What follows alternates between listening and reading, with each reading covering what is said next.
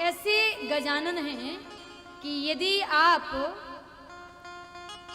स्मरण करेंगे बड़े से बड़े कार्यों को करते समय तो सारे संकटों का हनन कर देंगे, और यदि आपने किसी भी कार्य में स्मरण नहीं किया तो बड़े से बड़ा विघ्न पैदा कर देंगे। आखिर इतना प्रभाव राम के नाम का मंत्र गायन करने के बाद ही गणपति जी के जीवन में आया है। जिन्होंने जाना है कि राम के नाम का प्रभाव क्या है, महिमा जासु जाने गण राऊ, प्रथम पूजियत नाम प्रभाव। श्री राम का नाम भूमि पर लिखा और उस राम के नाम की परिक्रमा करी। एक बार परिक्रमा करने के बाद में सारा विश्व जिनके नाम के प्रभाव को जान रहा है। आखिर क्यों? क्योंकि उन्होंने राम के नाम के प्रभाव को जाना है।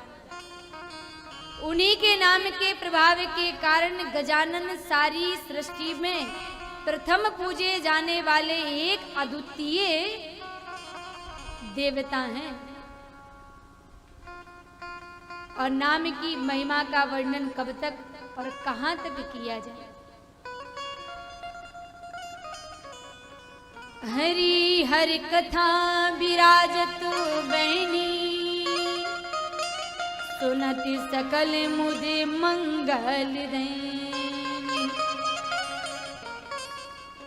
श्री राम के नाम का प्रभाव क्या है आप जानते ही।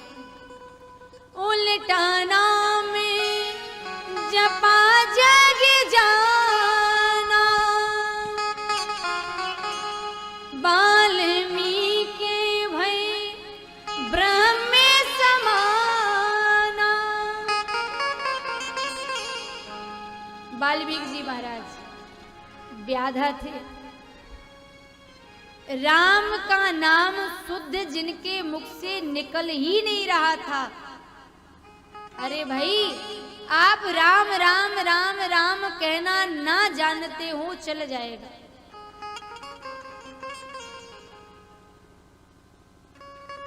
यदि आप राम के नाम का उल्टा भी जाप करते हैं तो सीधा राम के नाम के भजने का जो फल है वही हमको प्राप्त होगा। वाल्मीकि जी महाराज मरा मरा भज रहे हैं, मरा मरा भजते चले जा रहे हैं। मरा मरा भजने पर जिन्होंने राम के नाम के प्रभाव को जान लिया और आदि कवि बन गए, वाल्मीकि रामायण को लिख दिया। लेकिन वाल्मीकि रामायण, अध्यात्म रामायण, श्याम रामायण, प्रेम रामायण, एक रामायण नहीं 7 करोड़ रामायण का वर्णन बड़े बड़े महर्षियों के मुख से श्रवण करने को प्राप्त हुआ। लेकिन जितनी भी रामायण लिखी हैं उनकी भाषा बड़ी गूढ़ है, बड़ी क्लिष्टतम है। संस्कृत की वेदवाणी है। विद्युत जन, ब्राह्मण जन, बड़े बड़े धर्मज्ञ मर्मज्ञ मानस मनीषी उस भाषा को जान सकते हैं। हमारे आपके जैसे मंद बुद्धि के मानवों के लिए तो कोई सरल भाषा में महाकाव्य का सृजन किया जाए, उसके लिए गोस्वामी तुलसीदास जी महाराज ने रामचरितमानस रामायण को लिखा। यह सीधी सरल हृदय में उतर जाने वाली भाषा है। ये हमारी मातृ जननी भाषा है, राष्ट्र जननी भाषा है।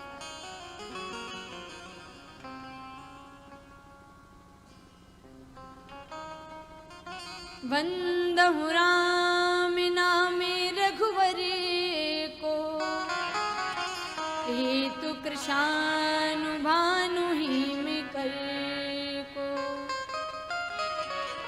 जो सूर्य, अग्नि और चंद्रमा का हेतु है, ऐसे भगवान श्री राघवेंद्र के नाम का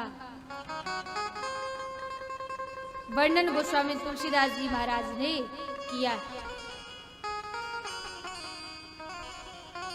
प्रारंभ में गोस्वामी तुलसीदास जी महाराज ने वाणी और वाणी के देवता मैया गणपति और सरस्वती को प्रणाम किया। वाणी हमारे पास बहुत अच्छी हो, बहुत अच्छे अच्छे शब्द हमारे पास हों, शब्दकोश बड़ा अच्छा है, लेकिन विवेक नहीं है कि हमको वह सारे शब्द परोसने कहाँ हैं, तब फिर हमारी वाणी का होना निरर्थक है। वाणी को संरक्षण प्रदान करे, इसलिए माता सरस्वती की वंदना गोस्वामी तुलसीदास जी महाराज ने प्रथम मंत्र में ही पहले सोरठे और पहली चौपाई में गोस्वामी जी ने वंदन कर दिया। दूसरे मंत्र में श्रद्धा मैया पार्वती और विश्वास भगवान शिव को प्रणाम किया। आप जानते ही हैं, श्रद्धा के साथ में प्रश्न किया जाए और विश्वास के साथ में उत्तर दिया जाए तो राम कथा ही नहीं, कृष्ण कथा भी प्रकट हो जाती है। तीसरे मंत्र में भगवान शंकर को प्रणाम करते हैं। चौथे मंत्र में भगवान ने बंदहु तुलसीदास बड़ त्यागी, सीता राम चरण अनुरागी, श्री हनुमान जी महाराज को प्रणाम किया। हनुमान जी महाराज एक ऐसे देवता हैं जिनको प्रणाम करने के लिए गोस्वामी तुलसीदास जी महाराज ने दूर से ही वंदन किया, क्योंकि बड़े शुद्धि बड़े पवित्रता के देवता ब्रह्मचर्य के प्रतीक श्री हनुमान जी हैं।